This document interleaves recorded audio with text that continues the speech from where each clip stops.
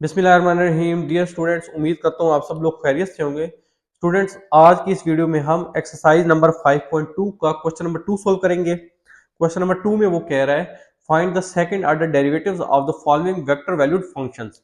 Question number 2 में भी हमने क्वेश्चन नंबर 1 की तरह वेक्टर फंक्शंस के डेरिवेटिव फाइंड आउट करने हैं। वहां हमने first order derivative find out किया था, यहाँ हमने सेकंड ऑर्डर डेरिवेटिव फाइंड करना है। जब पहला डेरिवेटिव फाइंड कर लेंगे हम वेक्टर फंक्शन का, जो आंसर होगा उसका एक दफा फिर हम डेरिवेटिव फाइंड आउट कर लेंगे, वो हमारे पास सेकंड ऑर्डर डेरिवेटिव होगा। तो पार्ट ए में हमारे पास वेक्टर फंक्शन गिवन है f of T T square I unit vector plus 3t³ ये यूनिट वेक्टर माइनस 8t² के यूनिट वेक्टर। अब चूंकि ये फंक्शन एफ जो है ये टी वेरिएबल के ऊपर डिपेंडेंट है, सो वेक्टर एफ को आप डिफरेंशिएट कर लें with respect to variable T. इस वजह से D by D T F of T लिखा है। ये जो एफ के ऊपर ये जो एरो है ये बेसिकली वेक्टर की शो कर रहा होता है, ये बेसिकली वेक्टर रिप्रेजेंटेशन के लिए यूज करते हैं। सो टी स्क्वायर का आप डिफरेंशिएट डेरिवेटिव जब लेंगे वेरिएबल टी के हिसाब से पावर रूल यूज होगा, पावर स्टार्ट में आएगी, पावर में से वन सब्ट्रैक्ट होगा और विदाउट पावर वेरिएबल टी का टी के हिसाब से डेरिवेटिव वन होता है। तो ये 2t आई यूनिट वेक्टर आ गया। सिमिलरली 3 एज इट इज लिखने दें, रहने दें, और t³ का डेरिवेटिव ले लें with respect to variable t। Again power rule use होगा, तो इसका डेरिवेटिव जो है 3t² आएगा और जब 3 से मल्टीप्लाई होगा तो ये 9t² हो जाएगा और साथ ये unit vector as it is आ गया। सिमिलरली माइनस 8t² का आप डेरिवेटिव लेंगे with respect to variable t, तो इसका डेरिवेटिव 2t आएगा। 8 इंटू 2 16t माइनस 16t और k यूनिट वेक्टर। अब यहाँ पे हमने फर्स्ट ऑर्डर डेरिवेटिव जो है वो ले लिया है। क्वेश्चन 1 में हमसे यहाँ तक पूछा गया था। अब यहाँ क्वेश्चन नंबर 2 में एक एडिशन ये है कि अब ये जो हमारे पास आंसर आया है ये फर्स्ट ऑर्डर डेरिवेटिव है, इसका हमने एक दफा फिर डेरिवेटिव लेना है और वो सेकंड ऑर्डर डेरिवेटिव होगा। So again differentiate these results with respect to variable t. So जब दोबारा डिफरेंशिएट करेंगे तो अब ये d² बाई dt² बन जाएगा। इसका मतलब होता है सेकंड ऑर्डर डेरिवेटिव किस चीज का, एफ ऑफ टी का, फंक्शन एफ का। तो 2t का जब आप डेरिवेटिव लेंगे वेरिएबल t के हिसाब से तो वो 2 आ जाएगा, साथ i unit vector as it is आ गया, प्लस 9 कांस्टेंट है उसको पहले लिख लेते हैं डेरिवेटिव से। t² का आप डेरिवेटिव लेंगे वेरिएबल t के हिसाब से, पावर रूल यूज होगा, पावर स्टार्ट में आएगी, पावर में से 1 सब्ट्रैक्ट होगा विदाउट पावर डेरिवेटिव। तो 2t का आ जाएगा 9 इंटू 2 18t और ये यूनिट वेक्टर एज इट आ गया। सिमिलरली 16t का डेरिवेटिव वेरिएबल t के हिसाब से 16 आ जाएगा और ये माइनस साइन की वजह से ये माइनस साइन है, माइनस 16 के unit vector. Similarly same method और सेम स्टेप्स यूज कर हम जो रिमेनिंग हमारे 3 पार्ट्स हैं क्वेश्चन 2 के वो सोल्व करते हैं। पार्ट बी में हमारे पास वेक्टर फंक्शन है f of s equal to 3 plus s square i unit vector minus s plus 1 का whole square j unit vector plus 3s power 4 k unit vector. क्योंकि अगेन यहाँ पे अब जो वेक्टर फंक्शन f है ये variable s का function है, लिहाजा अब यहाँ पे हम इस फंक्शन को डिफरेंशिएट करेंगे वेरिएबल s के हिसाब से, वेरिएबल t के हिसाब से नहीं करना, ये गलती आपने नहीं करनी। तो d by d s f of s, so आप डिफरेंशिएट कर लेते हैं। 3 तो कांस्टेंट है, कांस्टेंट का डेरिवेटिव किसी भी वेरिएबल के हिसाब से हमेशा जीरो होता है, चाहे वेरिएबल s के हिसाब से आप कर रहे हैं, वेरिएबल t के हिसाब से कर रहे हैं, इस वजह से यहाँ जीरो आ गया। एस स्क्वायर इसका डेरिवेटिव लेंगे पावर रूल यूज करके, तो इसका डेरिवेटिव जो है 2s आ जाएगा और साथ i unit vector as it is आ गया माइनस अब s प्लस 1 का होल स्क्वायर, इसका हमने डेरिवेटिव फाइंड करना है वेरिएबल s के हिसाब से। यहाँ पे पावर रूल यूज होगा, पावर 2 जो है वो स्टार्ट में आ गई, पावर में से 1 सब्ट्रैक्ट किया तो ये s प्लस 1 आ गया। अब विदाउट पावर ये s प्लस 1 है, तो s प्लस 1 का डेरिवेटिव वेरिएबल s के हिसाब से जो है वो क्या होगा 1 हो जाएगा, क्योंकि 1 प्लस 0, इस वजह से यहाँ 1 प्लस 0 और साथ ये unit vector as it is आ गया। Now plus 3s power 4 k unit vector, s power 4 का आप डेरिवेटिव लेंगे वेरिएबल s के हिसाब से, पावर रूल यूज होगा तो इसका डेरिवेटिव 4s³ आएगा, 4 3 से मल्टीप्लाई होगा तो वो 12s³ हो जाएगा और साथ k unit vector as it is आ गया। अब थोड़ा सा सिंप्लीफाई कर दिया इस स्टेप में, 2s आई unit vector minus 2s plus 1 ये यूनिट वेक्टर प्लस 12s³ के यूनिट वेक्टर। अब ये हमारे पास फर्स्ट ऑर्डर डेरिवेटिव आ चुका है, हमने second order derivative find out करना है। आप अगेन डिफरेंशिएट कर लें इस रिजल्ट को वेरिएबल s के हिसाब से। सो d² बाई ds² शो कर रहा है सेकंड ऑर्डर डेरिवेटिव को, किसके, फंक्शन f ऑफ s के।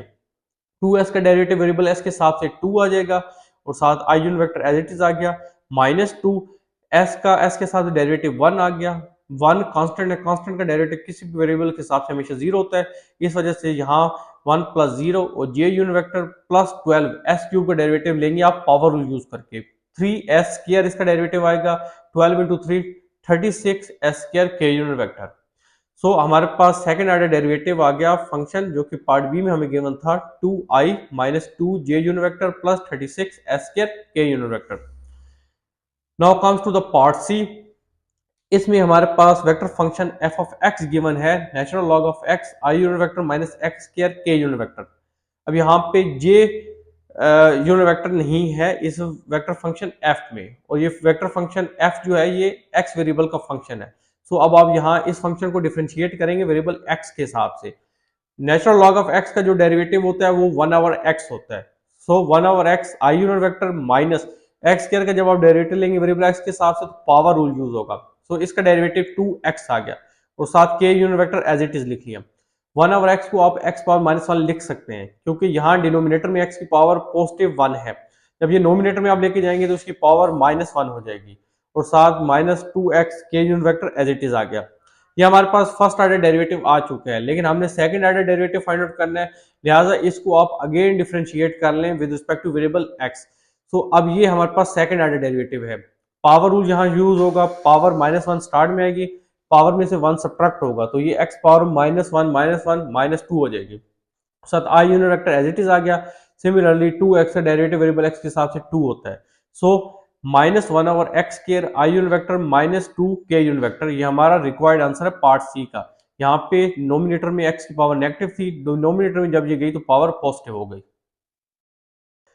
Now comes to the part d, और ये हमारा लास्ट पार्ट है क्वेश्चन नंबर 2 का। इसमें हमारे पास vector function f of theta given है, sine square theta i unit vector minus cos square theta j unit vector. चूंकि वेक्टर f जो है थीटा वेरिएबल के ऊपर डिपेंडेंट है, लिहाजा differentiate this function with respect to variable theta.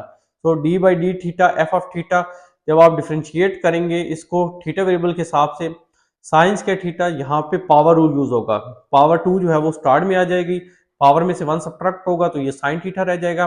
Without power derivative, without power जो है ये साइन थीटा है, तो साइन थीटा का थीटा वेरिएबल के साथ जो डेरिवेटिव होता है वो कॉस थीटा होता है, और साथ i unit vector as it is आ गया। ये माइनस साइन, अब कॉस स्क्वायर थीटा का डेरिवेटिव भी आप पावर रूल यूज करके फाइंड आउट करेंगे। कॉस स्क्वायर थीटा पावर 2 है, पावर स्टार्ट में आ गई, पावर में से 1 सब्ट्रैक्ट हुआ तो कॉस थीटा रह गया। विदाउट पावर ये कॉस थीटा है, कॉस थीटा का जब आप डेरिवेटिव लेंगे with respect to variable theta तो वो माइनस साइन थीटा होता है, और साथ j unit vector as it is आ गया। सो ये बन गया 2 साइन थीटा कॉस थीटा आई यूनिट वेक्टर -2, ये माइनस माइनस प्लस हो गया 2 साइन थीटा कॉस थीटा जे यूनिट वेक्टर। अब आपको पता है साइन 2 थीटा जो होता है वो होता है 2 साइन थीटा कॉस थीटा, ये हमारे पास एक ट्रिग्नोमेट्रिक आइडेंटिटी है। सो अब जो है ये D by D theta F of theta ये बन जाता है इस ट्रिग्नोमेट्रिक आइडेंटिटी को यूज करके साइन 2 थीटा आई unit vector plus sine 2 theta जे यूनिट वेक्टर। अब ये हमारे पास फर्स्ट ऑर्डर डेरिवेटिव आ चुका है, अगेन इसको डिफरेंशिएट कर लें with respect to variable theta क्योंकि हमने second order derivative find out करना है। तो साइन 2 थीटा का डेरिवेटिव जो है वो आएगा कॉस 2 थीटा, और फिर एंगल का आप डेरिवेटिव लेंगे, एंगल 2 थीटा है, 2 थीटा का जब आप थीटा के हिसाब से डेरिवेटिव लेंगे तो वो 2 आ जाएगा, और साथ i unit vector as it is आ गया।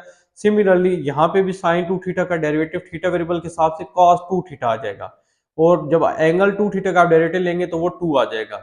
सो 2 cos 2 थीटा आई unit vector plus 2 cos 2 theta जे यूनिट वेक्टर, ये दोनों आप ऐड नहीं कर सकते इस वजह से क्योंकि ये वाली जो टर्म है ये आई यूनिट वेक्टर के साथ है और ये जे यूनिट वेक्टर के साथ है, और ये अलग अलग डायरेक्शन को स्पेसिफाई करते हैं। आई यूनिट वेक्टर एक्स कंपोनेंट की डायरेक्शन को स्पेसिफाई कर रहा होता है, जे यूनिट वेक्टर जो है वाई एक्सिस की डायरेक्शन को जो है वो शो कर रहा होता है। तो यहाँ हमारा क्वेश्चन नंबर 2 कंप्लीट हो जाता है। अगर आपको कुछ स्टेप समझ ना आए तो कमेंट सेक्शन में जरूर बताएं, वीडियो पसंद है तो वीडियो को लाइक शेयर कर दीजिएगा, हमारे चैनल पे नए हैं तो चैनल को सब्सक्राइब कर दें। अपना बहुत ख्याल रखिएगा, मिलते हैं नेक्स्ट वीडियो में, तब तक के लिए अल्लाह हाफिज़।